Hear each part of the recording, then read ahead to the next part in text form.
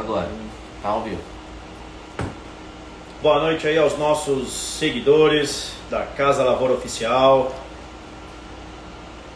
Estamos aqui ao vivo. Falta aí alguns minutinhos para nossa segunda live tecnológica. Online, só um minutinho, nós estamos aqui nos preparativos finais para trazer aí o máximo de perfeição e tecnologia e conteúdo aí a todos vocês. Convidou ele? Aqui já está ok? Ele já está online, não?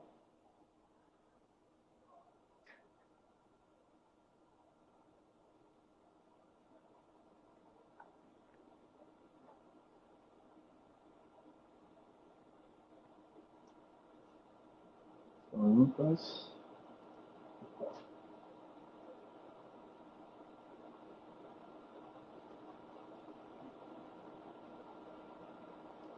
Doutor.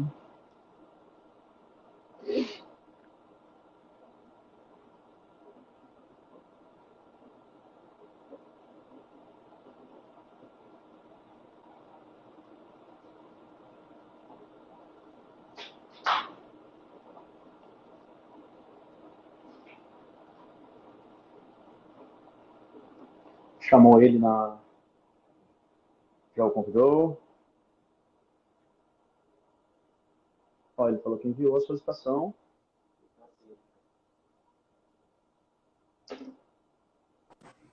Olá, boa noite, Gustavo. Oi, Eli, boa noite. Boa noite, tudo bem? Tudo ótimo. Tudo preparado aqui para nosso bate-papo. Opa, que coisa boa. Vamos lá para mais uma live, né? Falta aí alguns minutinhos, vamos nos preparar. Vamos testar aí o som. Para quem está online aí, se puder dar um feedback para nós em relação ao som. Está saindo bem para vocês? Estão ouvindo bem? Diz um alô aí, Eli. Beleza. Gustavo, eu te ouço bem, te vejo muito bem. Tá ótimo aí, a iluminação, som também, tá beleza. Ótimo, vamos lá. Vamos aí aguardar uns minutinhos para nós darmos início à nossa live tecnológica, segunda live tecnológica. É isso aí. Que ótimo. Satisfação imensa de novo aí, viu, Gustavo? Que bom. Para nós é uma satisfação para nós, Tá para muito... nós do time Casa da Lavoura aí, nós estarmos nesse projeto aí junto com a Uroagri, trazendo o que tem de melhor de tecnologia, de conhecimento aos nossos produtores rurais. Esse aqui é o objetivo. É isso aí. Que bom. Eu acho que quanto mais trocarmos informações, né, Gustavo, quanto mais a gente se falar, melhor é, né? Trocar conhecimento, acho que nunca a gente vai esgotar tudo, né? Mas levar informação ao pecuarista, ao produtor rural é de fundamental. Além de muita tecnologia que a Casa da Lavoura oferece, assistência, informação também é crucial, né? Bacana, muito bom. Ô, Eli. Oi. Cortou seu áudio. Você me escuta? Oi, Gustavo. Eu te ouço, beleza.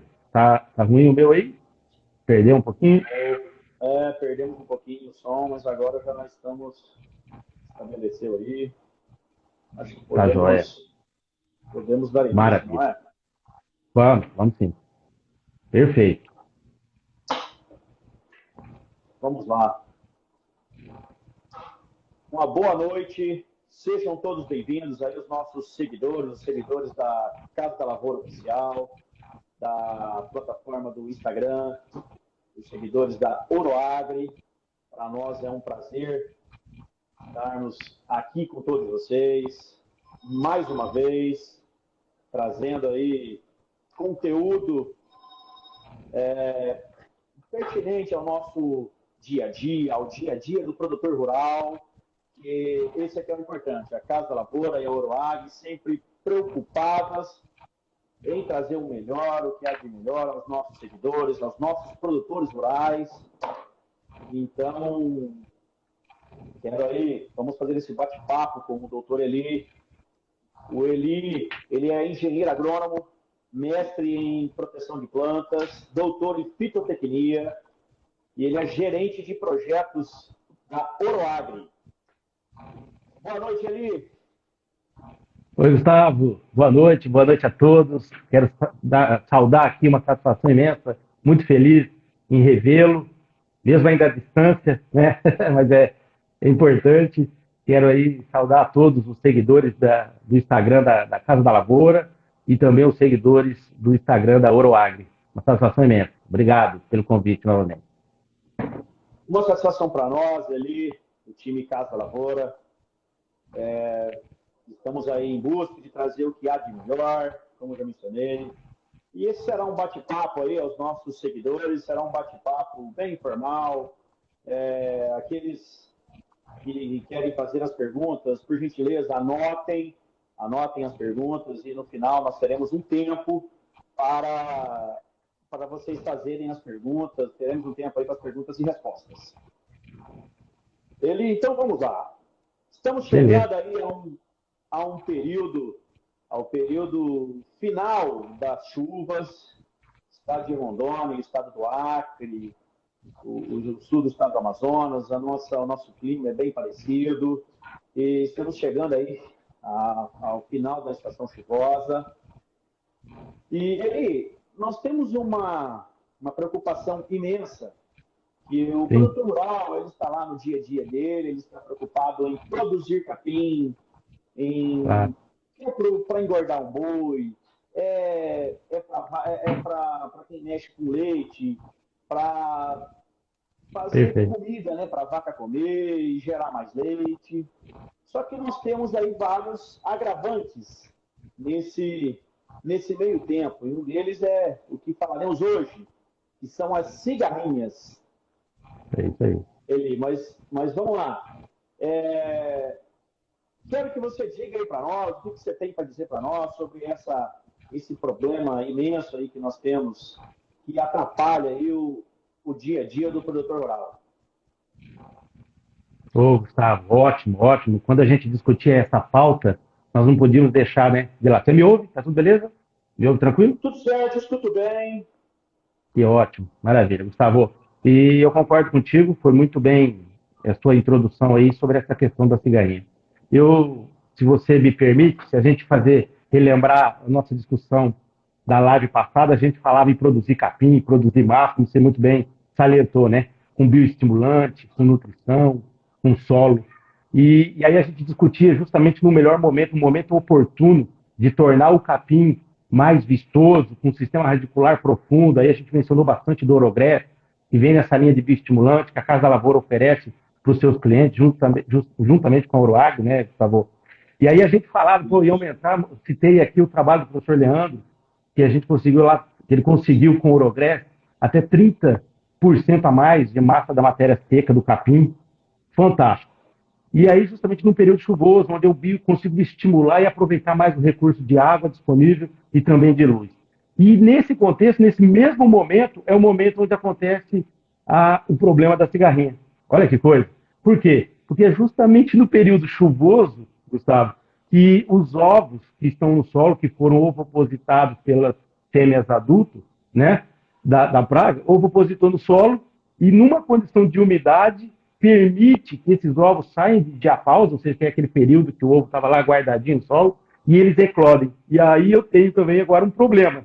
Eu estava investindo no fertilizante, mas é hora do pecuarista se atentar e nessa condição de chuva, de alta umidade, vai favorecer uma das principais pragas, eu diria a principal praga que acomete as pastagens brasileiras, que são as cigarrinhas das pastagens, tá?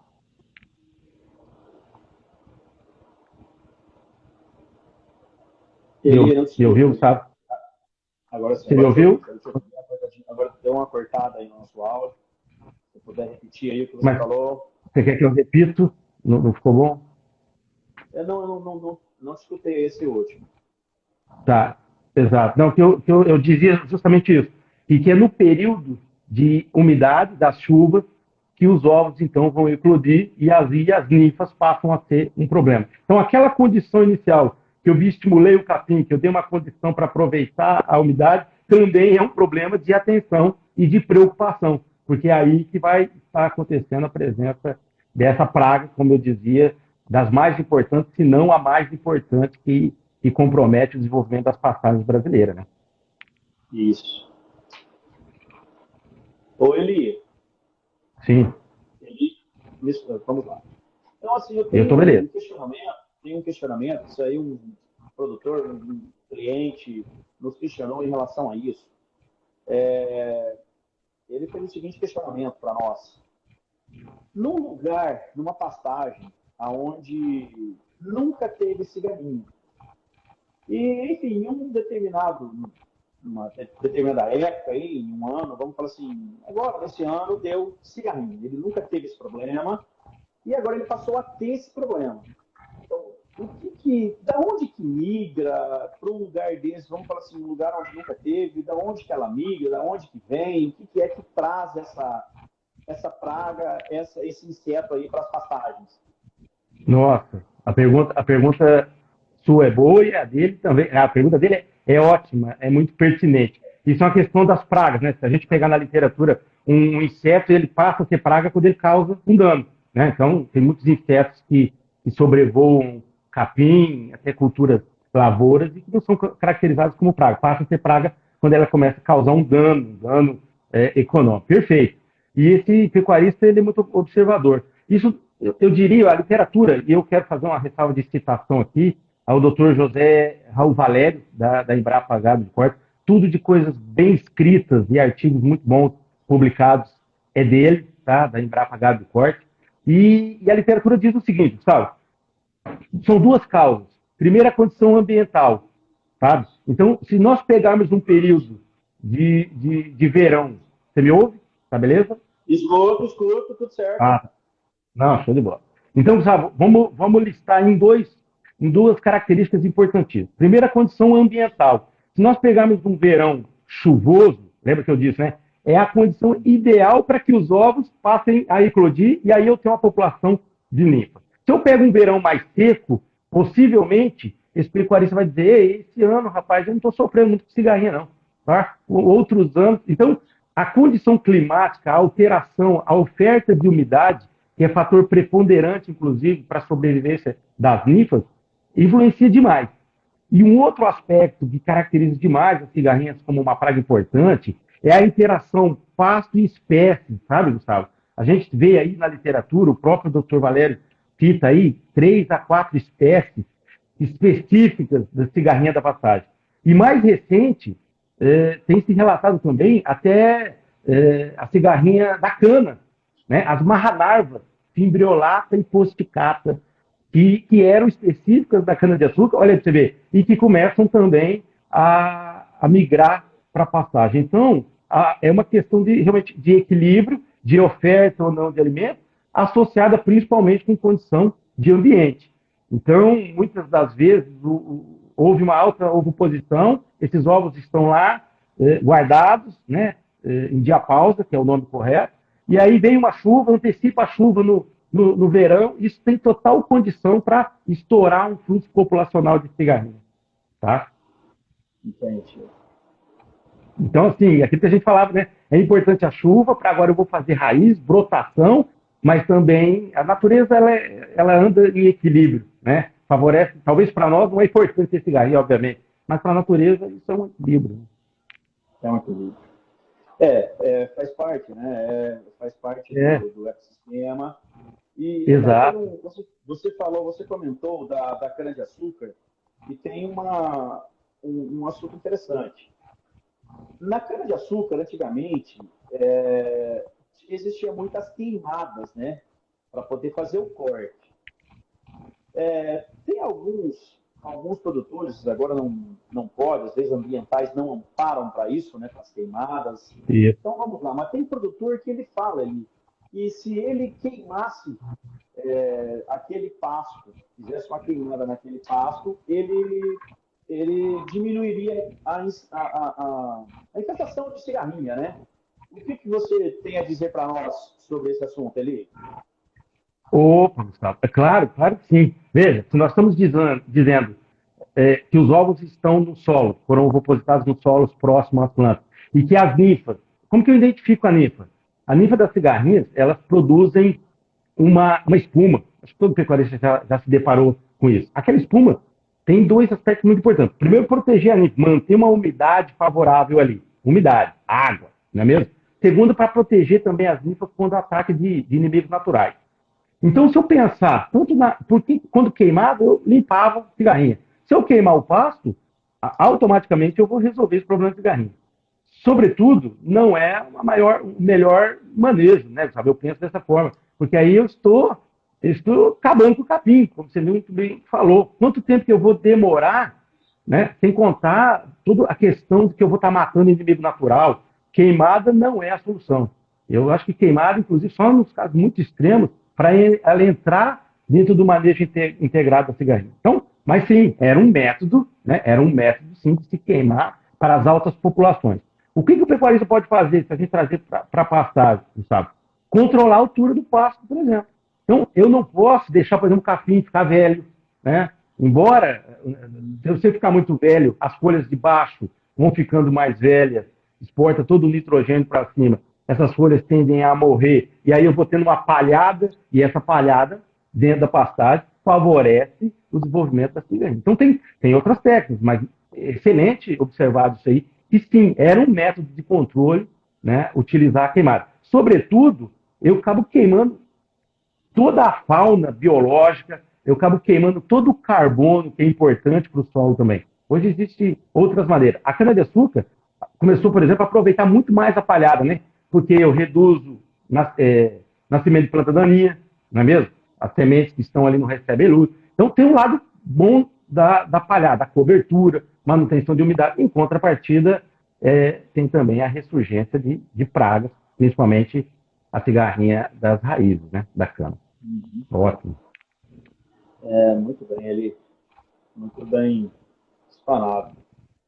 Mas ele, vamos lá, você me escuta bem?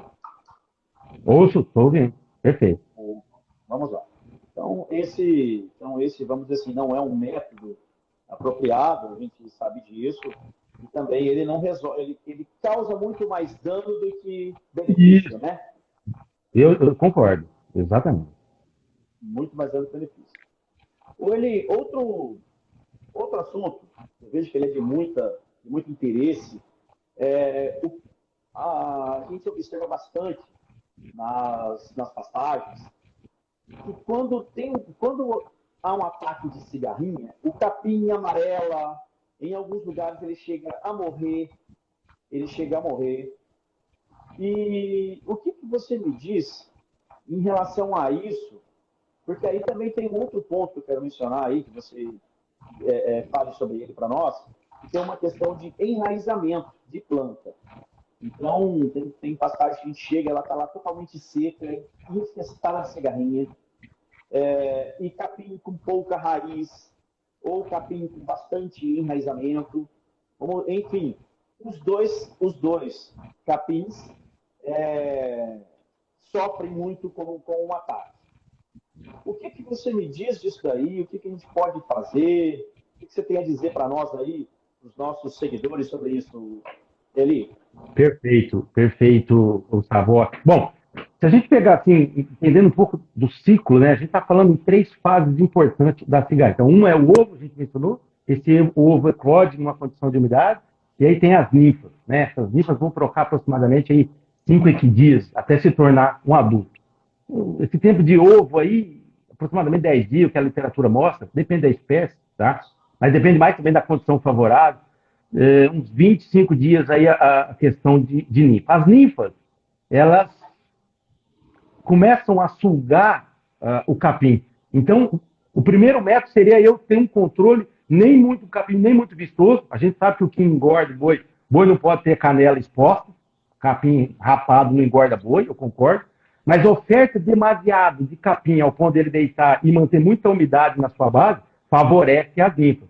Então, o primeiro ponto é o pecuarista, Gustavo, já seria aí um método até de controle, de monitoramento, né? Ele monitorar a altura desse capim, tá?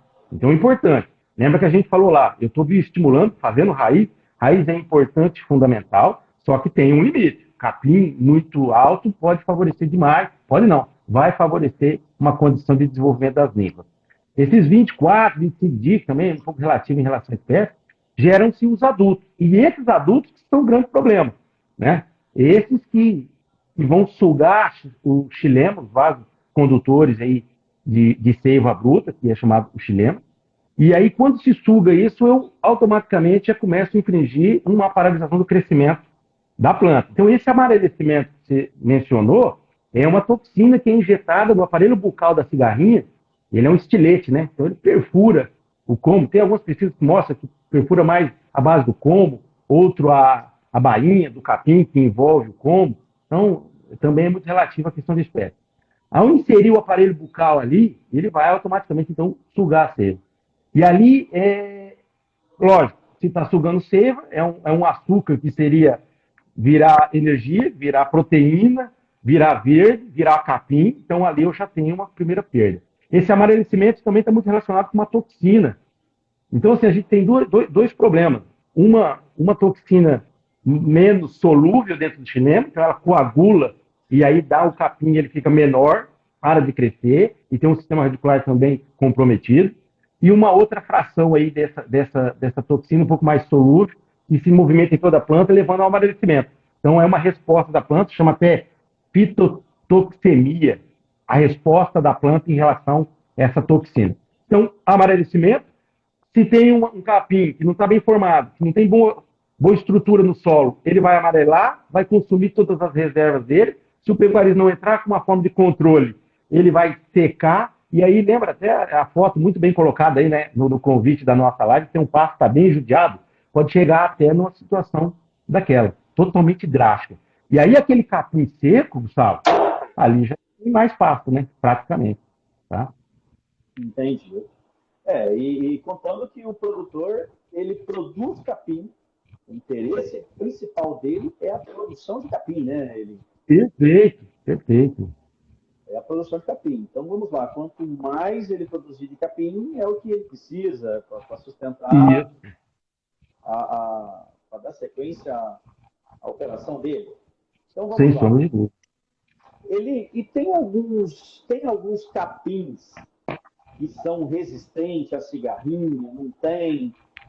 Tem. Porque aqui em Rondônia nós temos, vamos falar assim, eu vou falar um numeral, mas os capins que nós temos no estado de Rondônia, em maior quantidade, é marandu, a braquiária marandu, a braquiária MG5, a mombaça, a almendícula, e tem outros que vêm aí, sabe?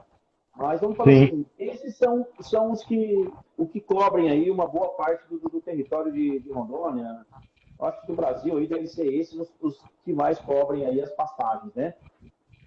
E esses capins, o que você tem a dizer para nós? Qual deles aí é resistente? Tem alguma outra variedade que seja resistente à cigarrinha e que ele traga aí um teor de proteína alto para o gado, tem uma alta palatabilidade? Desses capins, tem algum aí que você nos indica? O que você tem a dizer? Tem. Ótima pergunta. Você até mencionou que o marandu é um desses, piatã. Na verdade, os gêneros pânicos, de forma geral, eles toleram bem a questão da cigarrinha. Dentro das braquiárias, né, das braquiárias brilhantes aí dentro das cultivar, o próprio marandu, o piatã, são materiais que oferecem uma boa palatabilidade, têm um sistema radicular agressivo, bom, uma boa oferta de massa da matéria fresca e seca para os animais, e, sobretudo, apresentam resistência, sim, aos gêneros, às principais espécies aí de cigarrinhas da passagem. Então, Gustavo, esses materiais, basicamente, que você falou aí, eu já tenho aí uma condição favorável de um manejo cultural, tá vendo? Então, já é o primeiro passo, a escolha de uma reforma de pastagens, já buscar esse tipo de semente, esses materiais aí.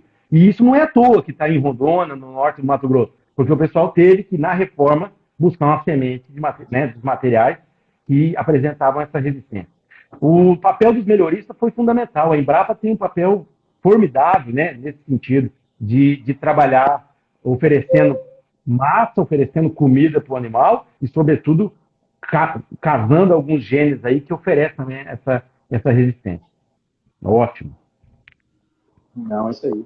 Porque quando tem esse ataque, ou que seja um ataque leve ou severo, esse capim, ele fica palatável, não fica para o animal, como é que é? Isso, ótimo, ótimo, bem colocado.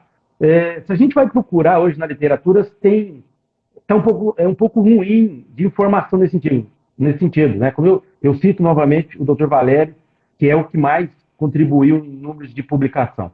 Mas sem sombra de dúvida, e ele tem uma publicação de 1988, inclusive, que ele mensurou, sabe, Gustavo? Assim, 25 adultos de cigarrinha das passagens, por exemplo, uma braquiária brisanta, uma braquiária decumbens, que não é resistente, que não tolera, 25 por 10 dias sugando a seiva ali, perde de 30% a 35% de massa seca. Então você lembra, tudo aquilo que a gente fez com estimulante lá, perdeu. Então, sem sombra de dúvida. E ele também associa no artigo, nesse mesmo trabalho, que sim, o fato desse primeiro amadurecimento e posteriormente estecando, perde a palatabilidade, o animal tem dificuldade, né, da digestão. A digestão, ele mediu isso, também cai. Teor de proteína é menor. Alguns nutrientes que consistem dentro do material do tecido vegetal caem. Então, assim, é uma soma de perdas do pasto, como você falou, precisa fazer comida, o pecuarista está focado em fazer comida, e esse amarelecimento e posterior secamento das folhas influencia demais. Imagina uma vacada com bezerro do pé e com capim nessa situação, né? E o bezerro já está aí saindo de desmama e precisa de um capim mais mole, vai ter dificuldade e, consequentemente, vai infringir em perda. E aí, uma coisa que eu busquei ter bastante, e ainda a gente não tem, mas certamente tem, é perda de peso, né? Obviamente, né? Se o animal tem que andar mais no pasto para buscar um broto verde, ele andando mais, ele está comendo menos, ele está perdendo peso. Eu gosto de dizer assim, nessa questão de pecuária, dar assistência hoje para um agricultor que semeia soja, ele é igual ao pecuarismo, né? Fazer proteína no grão de soja, assim como o pecuarista faz capim. Mas do pecuarista eu diria que ainda é mais desafiador, porque em cima do capim tem o boi, né? Tem um animal. Então, é mais um degrau. Exato. E esse boi, ele tem várias fases, né? Então, o Exato. grande problema é quando tem. Você já imaginou aí um produtor que está com a boiada já a ponto de abate Para e bater, né? vem esse ataque de cigarrinha? Nossa, bicho. Nossa, isso reflete demais, né? Por favor, em peso e lucro, né? Claro. Reflete muito, muito, muito, muito. Ô, Eli, mas agora nos diga o seguinte: estamos falando aí das cigarrinhas, você já mencionou os problemas delas, e tem um outro detalhe. Qual que é o momento exato de entrar? É quando está o ovo, a espuma? Eu não. Qual que é o momento exato? Claro, claro. Esse é um ponto importantíssimo, né? Bom, primeiro, incondicionalmente, o pecuarista vai observar que vai aparecer espuma no pasto, obviamente, quando apareceu umidade, né? Por isso a gente fala que é no início das chuvas. Então, no aparecimento das primeiras ninfas, observou essa espuma, já é um momento de eu entrar controlando esse inseto. Mas, então, no início das chuvas, fazendo esse monitoramento, vendo que tem uma população, sempre no início, o controle das populações menores, início de infestação, se mostra mais eficaz. Mas o alvo, o foco do pecuarista vai ter que ser o adulto. Por várias.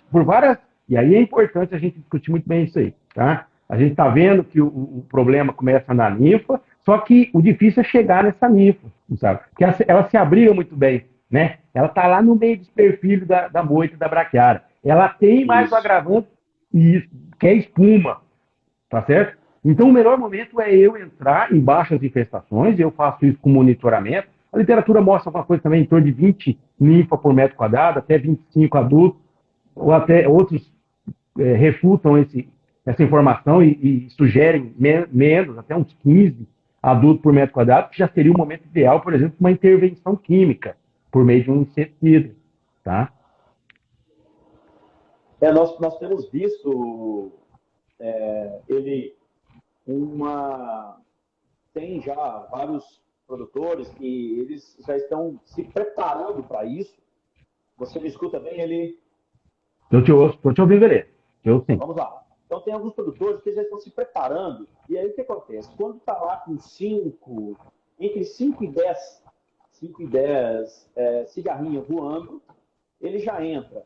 Ou tem alguns que já entram quando ela está na ninfa, né? Tem a espuma. Ele enxergou a espuma, contou lá as ninfas dentro da espuma, conta lá um numeral de 10 a 15, 10 a 20, e ele também Claro. entra. O que seria aí uma dosagem? Dosagem não, vamos falar aí um volume de cauda para quem entra com o controle químico nessa fase da espuma, da ninfa. O que seria um volume de cauda? O que você tem a dizer para nós aí? O que pode. Ah, legal, legal. Legal, sabe? Isso é bacana. Na pastagem a gente ainda usa, hoje, diferentemente dos grãos, a gente vê volume de cauda ainda próximo dos 200 litros de água, né, por hectare, em aplicações terrestres na pastagem. Em grãos, se a gente for pegar em algumas regiões do país, a gente já está muito baixo essa questão de volume. Primeiro que, então eu vou precisar ter um volume de água importante, grande, porque para me chegar com esse inseticida lá no inseto adulto. Se o pecuarista está já mirando a ninfa no início, um fator importante que eu associo é colocar aí um bom adjuvante. Isso eu tenho que colocar essa ressalva. Se a gente pega uma bula de um inseticida hoje, entra aí na bula do mapa e baixar um inseticida recomendado hoje para a cigarrinha, eles vão falar em torno disso, de 200 a 300 litros de água por hectare. Então tem que ter volume de água, imprescindível. Doses vai variar aí, não vou sugerir nenhuma dose, porque qual inseticida está usando, né? Qual o mecanismo de ação desse inseticida. Mas associado a isso, sabe? Então, quando eu aumento a quantidade de água, se eu estou mirando tanto a ninfa, e na mesma bula, a gente vai ver lá, justamente o que você falou, recomendação assim, ó, início, né, que eu já visualizo espuma e também com inseto. Então, eu tenho que ter esse volume de água de 200 a 300 litros de água aí, e ser o mais assertivo. Aí que está o pulo do gato. Eu tenho que acertar o alvo. Né? Como que eu acerto esse alvo? Pode falar. Vamos lá, Elis. Eu prometi interromper um pouquinho para não fugir o raciocínio. Então, tem que ser um volume de calda aí entre 200 e 300 litros de calda por hectare, né? Isso. Junto com o adjuvante. No nosso caso, aí nós temos o cowboy. Ótimo. Para isso, qual que é a dosagem do cowboy junto com o inseticida para isso? Qual que é a dosagem dele? Ah, que bom. Se você me permite, só o pessoal que não conhece, é importante que fiquem curiosos e que conheçam essa tecnologia da Oroag, que é o cowboy, é um surfactante único à base do óleo essencial da casca de laranja. Isso é importante a gente dizer, porque é um produto nosso, da Oroag. A Oroag se orgulha muito em ter desenvolvido e patenteado, inclusive, essa tecnologia, sabe? E cowboy trata-se de um adjuvante que tem uma capacidade de reduzir a tensão superficial da água muito bem. Então, se quebra muito bem a tensão superficial da água, você deposita muito bem o inseticida. É isso. Então, combinado com esse volume de água, não adianta eu pegar 300 litros de água e jogar mal distribuído, não molhar bem o pasto. Então, cowboy tem essa performance de, primeiro, homogeneizar muito bem essa calda, tá? Depois, reduzir a tensão superficial para que tenha o máximo de cobertura, de cobrimento, de deposição e cobertura sobre o capim de quem? Do inseticida, que é o inseticida realmente que vai fazer o controle do inseto. Doses de 250 ml por hectare de cowboy, que tem inclusive aí na Casa da Lavoura, associado a um inseticida no momento correto, eu aumento demais a eficiência desses inseticidas. Então, veja, é um produto que vai potencializar. Eu otimizo a minha aplicação, o meu manejo da cigarrinha. Ô, Eli, outro questionamento. Então, vamos lá. Na Casa da Lavoura tem aí o método químico, de controle de cigarrinha, e também temos o método do fungo. Tem muita gente que utiliza o fungo como controle da cigarrinha. O cowboy ou o Orograss, o adubo foliar, eles atrapalham? Pode ser usado junto para esse controle da cigarrinha? Ou um ou outro, ou os dois juntos? O que você tem a dizer para nós? Seria importante potencializar o uso do inseticida junto com o cowboy. e fazer aplicações, além de químicas, também separadas com o fungo metarrísio, né? Metarrhizium anisophi. Isso é importante. Algo que precisa ser muito bem ressaltado, Gustavo, é que nós temos um produto para melhorar a deposição dessa cauda desse inseticida. Não tem nenhum método tão eficiente sozinho para controlar a pigarrinha da passagem. Esse é o ponto, talvez, matricial aqui dessa nossa live. Não só o método cultural, fazendo rotacionamento, tampouco o inseticida. Quanto mais aplicação somente do inseticida, eu impacto no custo do controle para o pecuarista, isso é fato, tá? E sem contar com o grande risco de resistência, de utilizar um único mecanismo. Os fungos metarrídeos têm uma associação muito positiva. Então, qual que é o importante? É o pecuarista usar um manejo integrado para manejar essa cigarrinha. Ora, o inseticida mais cowboy, ora numa condição favorável, porque é um fungo, é um ser vivo. Ele precisa de umidade, ele precisa de uma condição. Muitas das vezes, se eu quiser colocar isso tudo dentro do mesmo balde e aplicar, dificilmente eu vou ter uma eficiência. E se a eficiência for baixa, eu não vou conseguir associar de quem é a culpa dessa baixa eficiência. Então, intercalar, integrar dentro do manejo da cigarrinha, método cultural, da entrada e da saída do animal, método químico, método biológico, sem sombra de dúvida, o pecuarista é equilíbrio, né? É integração dos sistemas de manejo da cigarrinha. O êxito é altíssimo nesse sentido. Ah, entendi.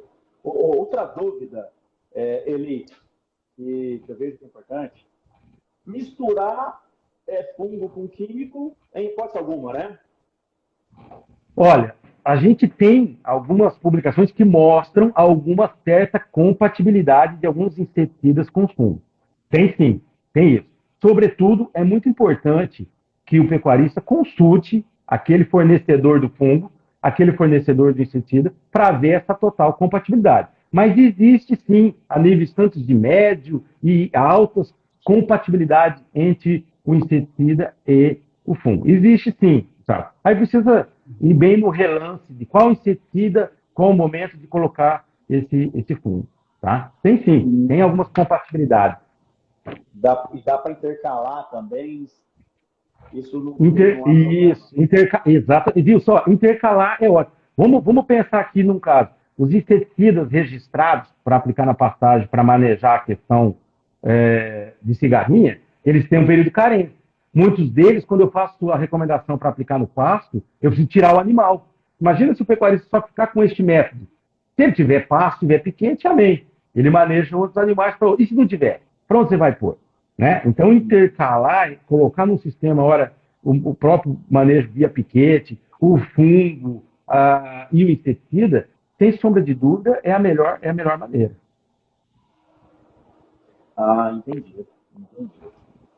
Eli, outro questionamento que eu tenho contigo em relação a isso, que eu quero fazer essa pergunta para você, que você decorra sobre ela aí para nós. Então, vamos lá. Vamos imaginar aí um período de outubro, o início das chuvas, né? O que é melhor aí para o produtor que está já se planejando para o final do ano? É melhor ele entrar, vamos pensar de outubro a março. Então, no início, é melhor eu entrar com um controle químico ou eu entro com um controle do fungo, ou no meio, ou vamos falar assim, ou no meio do caminho eu entro. O que você tem a dizer para nós aí sobre esses dois controles? Essa é uma pergunta complexa de se responder pelo fato seguinte. E eu poderia responder perguntando, né? Em que condição que a gente está falando? Se a gente está falando de um outubro altamente chuvoso, é período das águas.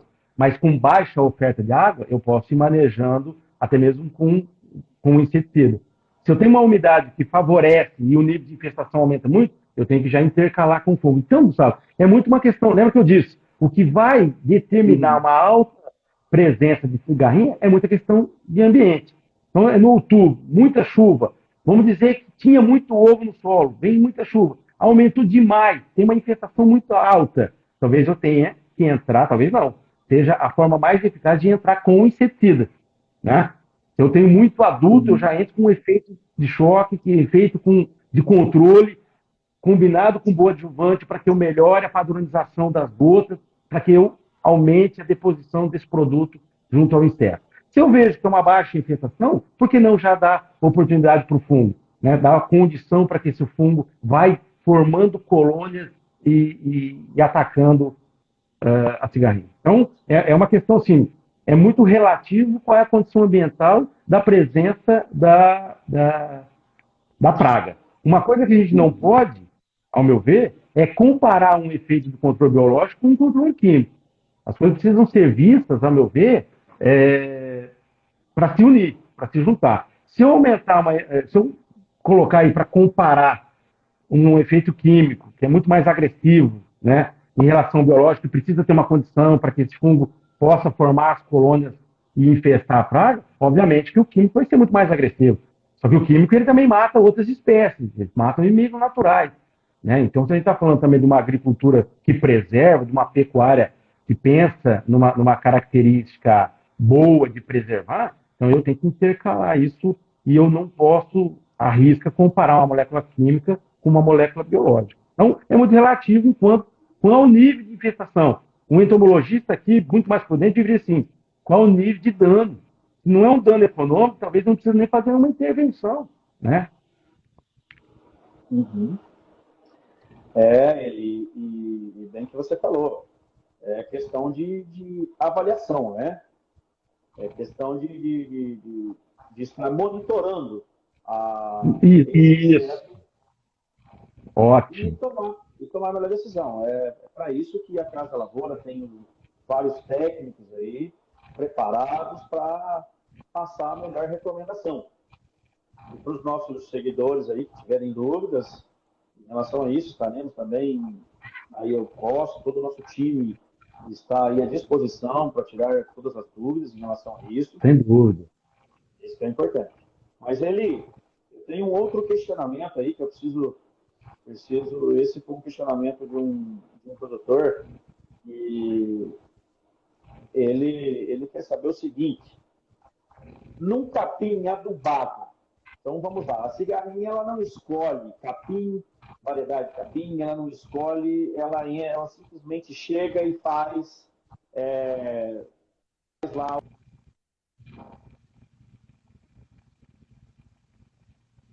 Ô, Gustavo, eu não estou te ouvindo.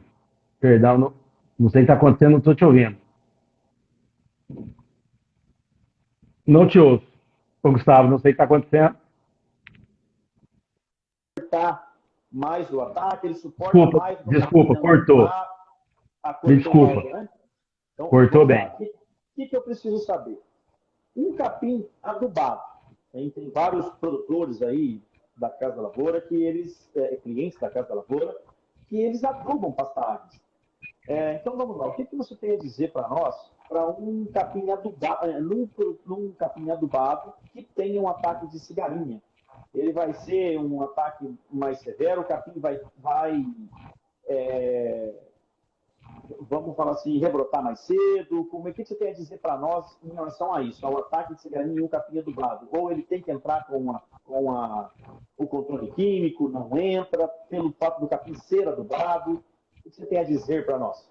Ótimo, ótimo. Bom, a gente tem que descrever uma coisa. O que favorece as ninfas da cigarrinha da passagem é uma palhada. Então, uma palhada, um capim velho, um capim que sofreu, um capim que está muito lignificado, isso favorece a praga. Agora, um capim que foi bem adubado no início da chuva, entrou lá com bioestimulante, o produtor já fez um manejo, fez uma correção de solo, tá? Ele está manejando esse pasto, ele está rotacionando os animais, ele usou orogrés para bioestimular a planta a crescer. Olha, eu te digo uma coisa, toda planta que estiver bem nutrida, ela aguenta mais paulada, não tenha dúvida, não tenha dúvida. Uma planta bem nutrida, ela tolera mais, seja doença, assim como nós, se a gente fizer uma analogia, né? Se eu estiver mais predisposto a uma gripe, se eu estiver com o meu sistema imunológico totalmente equilibrado, a chance de eu pegar uma virose é muito maior. O capim não é diferente. Então, quando eu tenho um capim bem nutrido, no início das águas, que o produtor já fez aquela questão de manejo de solo, como a gente discutiu na live passada, sem sombra de dúvida, vai tolerar muito mais. É um capim vistoso, tem comida, tem porte, tem um solo estruturado, tem reserva. Então, mesmo que tenha, e aí o nível de dano, ele vai ser menor nesse tipo de capim. Aquele capim que é debilitado, que é fraco, que já sofre com ar alumínio no solo, que não teve nitrogênio na sua base, esse capim vai sofrer muito mais com o ataque de praga. Ele vai tolerar muito menos. Então, veja que nós estamos fazendo as coisas ao mesmo tempo. Ele está investindo, né? Investir em capim, um fertilizante, com adubo, fazer a base. Como a gente discutiu isso na live passada, fertilizante foliar não substitui a adubação de base. E tem uma publicação bem legal também do Dr. Valério, que ele diz o seguinte, é a descrição do iceberg. O que é um iceberg? Iceberg eu só vejo 10% dele, não é isso? 10%, e os outros 90% está imerso dentro d'água. O problema da cigarrinha, Gustavo, ele é a mesma coisa do iceberg. Eu vejo muitas vezes a cigarrinha ali porque é passivo de ser visto, né? A espuma, o capim debilitado. Só que os outros 90% é um solo com alumínio, é um solo sem cálcio, é uma planta debilitada, fraca, que pouco se desenvolve, um sistema radicular que não busca água, que não busca nutriente, que nem tem nutriente. Então o problema é que está muito mais embaixo, muito mais escondido. Essa planta debilitada, essa planta que não está bem nutrida, esse capim que está ruim, nem precisa de 20 adultos por metro quadrado lá que mostrou a pesquisa. Basta ter 10, né? Basta ter 10, que aí o dano vai ser muito maior. Então, certo. E só para a gente seguindo aí essa linha de raciocínio da adubação, então tem aquele produtor que aduba, que sofre esse ataque, né? E tem aquele produtor que não aduba. Então, se no momento da aplicação ele aplicar um adubo foliar junto, qual que é o retorno? Isso nós falamos na live passada, mas só relembrando, qual que é o período, o que vai acontecer com esse capim debilitado quando ele aplicar ele aplicar ótimo. Bom, exatamente. Então, assim, veja que o manejo é junto, né? Que bom que fosse para o pecuarista falar assim, eu vou comprar só esse. Não. E a forma também de integrar sistemas diferentes, seja de adubar e de manejo de praga, ele já também economiza em óleo diesel, né? Então, ter essa capacidade de compatibilizar aí os manejos é ótimo. Então, sim, Gustavo, quando ele entrar neste momento de fazer o controle, porque está chovendo, que a umidade está favorável e que está tendo revoada dos adultos, está vendo espuma, ele está controlando, seja com manejo, né? Seja que o técnico da Casa da Lavoura foi lá e recomendou mais um metarrizo nesse momento, ou recomendou uma parte química, ou mais, numa dessa é um passo que já foi meio bem adubado, basta soltar a vacada e baixar um pouco mais, deixa o gado entrar, deixa o gado comer esse capim. Então, eu vou fazendo isso. O que eu faço? O que eu ganho?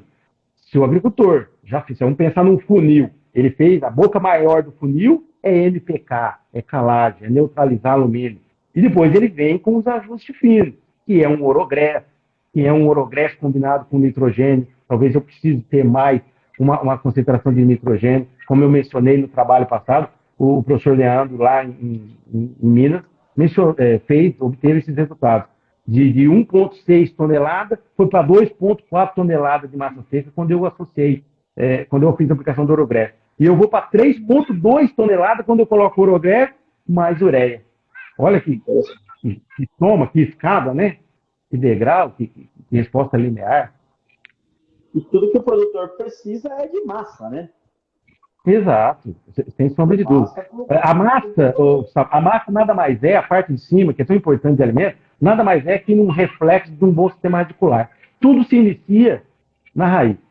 Aristóteles dizia que as plantas são seres humanos invertidos. A gente entende isso pela premissa que a boca da planta é a raiz. Então, o que eu vou ver em cima, nada mais é do que um bom sistema radicular, de um solo que tem a capacidade de oferecer mais nutrientes, que eu não tenha elementos tóxicos, como alumínio e presença de uma acidez potencial e efetiva. Então, calcário é importante, adubação de base, seja de formação, de recuperação. Então, eu acho que a bola da vez que o pecuarista vai buscar na Casa da Lavoura, associado junto à Euroag, é diagnóstico, né? Como que está o seu paciente? O paciente é o passo. O meu paciente está com a praga, né? Meu paciente está com fome, meu paciente está viçoso demais. Então, como que eu vou medir diagnóstico? Nós, agrônomos, técnicos, agrícolas, nós precisamos copiar mais os médicos. Você vê que os médicos, eles não recomendam nada a não ser o exame, não é mesmo? Então, nós precisamos examinar mais os nossos pacientes. Ah, vou aplicar inseticida porque eu vi uma espuma. Ué, mas essa espuma representa quanto dentro de 10 hectares, né? Então, monitorar, você usou muito essa palavra que eu gostei, é monitoramento. Qualquer entomologista vai nos dizer que eu tenho que ter um nível para preservar moléculas de inseticida. A gente sabe cada vez mais, né, Gustavo? Tem menos oferta de inseticidas, não tem novas moléculas. A gente tem que preservar as moléculas existentes. Não é se a gente perde aí essa cigarrinha que a gente está falando que outras estão migrando.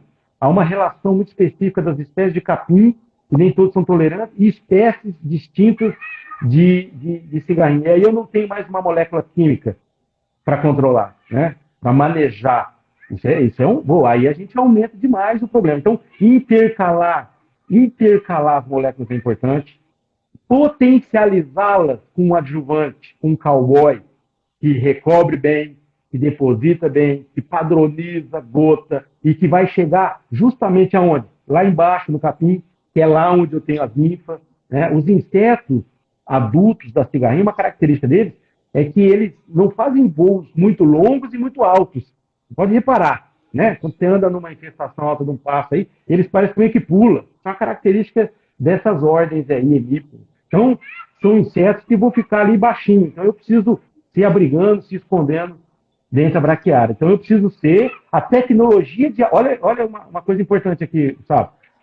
Muitas das vezes, a tecnologia de aplicação é que vai ser a mais importante. Né? Eu tenho um bom inseticida, eu diagnostiquei um momento de entrada, só que eu não fui eficiente para aplicar esse inseticida.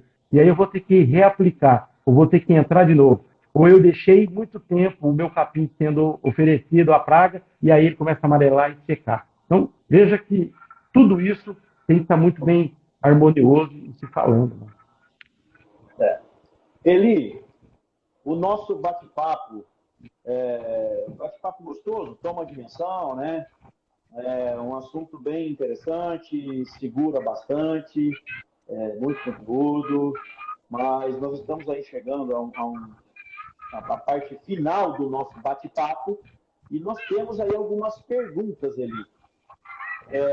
Temos várias perguntas, eu acredito que não deu para responder todas, mas as perguntas, eu até digo aí, vamos responder algumas perguntas, aqueles que nós não conseguimos responder hoje, nós faremos o Eli vai fazer a resposta e vai marcar a pessoa, lá na plataforma do Instagram, né? Nessa plataforma, vai marcar a pessoa com a resposta. Perfeito. Então, vamos lá que farei a primeira pergunta. Como deve ser feito o monitoramento para iniciar o controle, seja ele feito com inseticida biológico, exemplo, metarrismo, ou inseticida ou biológico, exemplo, metarrismo? Ele me ouviu? Deu uma picotadinha, mas eu entendi como que é o monitoramento, né? Como que eu identifico para que seja, independente seja da técnica biológica, da química ou cultural. Bom, a literatura mostra, tem um encarte bem legal, eu sugiro aí para os colegas que estão participando, seja da Casa da Lavoura, seja do nosso público da Casa da Lavoura, como da Uruguai, que entre ali no site da Embrapa, e eles mostram, assim, que façam amostragens, né, em zigue-zague, no passo, uma área determinada, e conte por metro quadrado a identificação das espumas. Então, se você identifica, você vai lá e monitora. Uma outra coisa é você sair coletando os adultos que estão sobrevoando. Você usa aquele um capturador de insetos e faz uma avaliação de quantos desses insetos estão sobrevoando. Esse encarte da Embrapa, gado de corte, então diz isso. Em torno aí de 15 ninfas por metro quadrado foram identificados, já é um manejo, já me sinaliza o momento de eu entrar com uma intervenção, seja ela química, seja com a entrada dos animais, tá? O que eu insisto é o seguinte, que a literatura diz que se eu manter um pasto com 20 a 25 adultos por mais de 10 dias, eu vou perder aí 30 a 35% de massa seca. Então, o monitoramento precisa ser feito constante no início do período chuvoso e a intervenção, a recomendação, o diagnóstico de controle o quanto antes. Uhum. Ok, Eli. Vamos lá. Tem aqui várias pessoas perguntando qual o volume de cauda ideal para uma aplicação aérea ou de drone. Está tendo muita aplicação de drone também. Então, qual que é o volume de cauda indicado para controle da cigarrinha para esses dois métodos de aplicação, né? O aéreo Ótimo, e o drone? ótimo.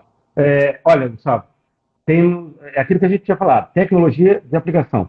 Muitas vezes, mediante o monitoramento, não é o avião a melhor forma. Ah, mas em grandes extensões. Veja, qualquer inseticida que a gente for buscar hoje aí, ele vai dizer esse volume de 200 a 300 litros de água por hectare. Lógico que com o avião eu vou trabalhar com volume menor, 100 litros e tal. Sobretudo, a eficiência do inseticida, quando avaliado em pesquisa e submetido ele para registro, ele foi testado nesse volume d'água. Então, isso é muito importante. Veja, por que se diminui a quantidade de água nas aplicações? Para tornar o operacional mais eficiente, não é isso? É para isso que se reduz, né? Para se tornar muito mais eficiente. Muitas das vezes, eu tenho aí uma alta infestação de ninfa, que estão abrigadas, que eu preciso chegar com maior eficiência, com volume de água. Muitas das vezes eu vou precisar, então, trabalhar com volume maior de água, seja pela aeronave, seja pelo drone. Então, nós estamos falando em 100, 150 litros d'água. Mas não, aqui na minha região eu trabalho com 30, 25 litros de água. É uma característica nossa aqui. Olha, aí eu digo o seguinte, a relação de custo-benefício é baixa, porque eu não estou chegando eficientemente com a molécula de inseticida ao ponto de tornar muito mais eficiente esse inseticida. Tá? Então, associado a esse volume de água, a gente tem que sempre se atentar a uma coisa. O que está dizendo para o produto que eu estou aplicando? Qual é o volume de água que o recomendante... Porque, inclusive, já que é uma conversa informal aqui, o fabricante vendedor da molécula de inseticida, ele pode se ausentar de qualquer ineficácia. Você concorda com ele? Ele vai dizer o seguinte, eu mandei você aplicar 200 ml por hectare a 200 litros d'água. Você aplicou 200 em 50 litros d'água. Meu produto não foi recomendado para ele. Então, nós temos que nos atentar muito a isso. Tornar rápido, otimizar com um avião, fazer 30 mil hectares com baixa eficiência, eu não consigo ver muita inteligência nisso. Tem que avaliar muito bem, porque existe o custo do inseticida, o custo da aeronave e também o dano que a gente viu aí em relação da praga no pasto. Então, isso precisa ser bem dimensionado, bem medido. Em relação a isso, seguindo nesse assunto, ele tem um questionamento que um seguidor nos fez, e se ele aplicar, vamos lá, você já falou que é para seguir a bula, né? Então vamos lá, seguir a bula do produto. A recomendação de cauda que o fabricante está dizendo. Então vamos lá. E se ele diminuir aí, que é comum numa aplicação aérea, aplicar entre 15 e 30 litros por hectare. Então, se ele compensar isso na dose do produto, então ele colocará 20% a mais, 30% a mais em dose, qual será o efeito? O que você tem a dizer para nós? Nossa, essa pergunta é tão fácil de responder. Não sei. Né? É a mais fácil de responder. Não sei qual será. Não faço ideia. Porque o que está em jogo não é aumentar em 15%, 20% do inseticida. O que está em jogo é a qualidade da aplicação, é a qualidade da deposição. Não interessa se eu estou aumentando 50% do inseticida. Se eu aumentar a quantidade de inseticida e o inseticida não chegar de forma eficiente no alvo, que é o adulto ou, nesse momento, a ninfa, os 25%, 10% de inseticida que eu coloquei, eu joguei fora. Então, está muito mais atrelado à eficiência em eu medir qual o nível de infestação, e aí sim eu posso atrelar uma quantidade mais ou menos, mas principalmente está mais associado à qualidade, em chegar muito mais eficiente o inseticida ou o inseticida biológico aqui no alvo. É isso que nós precisamos medir. E hoje existem técnicas para isso, seja o papel sensível. A Oroagro, inclusive, é a única empresa que eu conheço aqui no Brasil que faz noite de campo, para você ter ideia, para medir com uma luz negra como que está chegando as gotas, o tamanho das gotas, a qualidade das gotas, a qualidade da deposição. E nós temos mostrado isso, que se eu tiver, primeiro, um material, um equipamento bem calibrado, bem regulado, associado com um bom adjuvante, eu não preciso ficar aumentando loucamente doses, sabe? Eu consigo tornar muito mais eficiente a molécula química. Muito bem. Mais uma perguntinha aí, ele. Mais uma pergunta, né? Se eu queimar o pasto para controlar a cigarrinha, eu não vou estar perdendo nutrientes da planta, capim no caso? Mas é claro, ótima colocação. Tanto é que essa recomendação nem é mais uma recomendação. Esse era uma técnica, né, que cabia, por exemplo, em altas infestações. Quando a vaca, me permite brincar, assim, quando a vaca já tinha ido para o brejo, a única coisa que tinha que fazer é realmente queimar.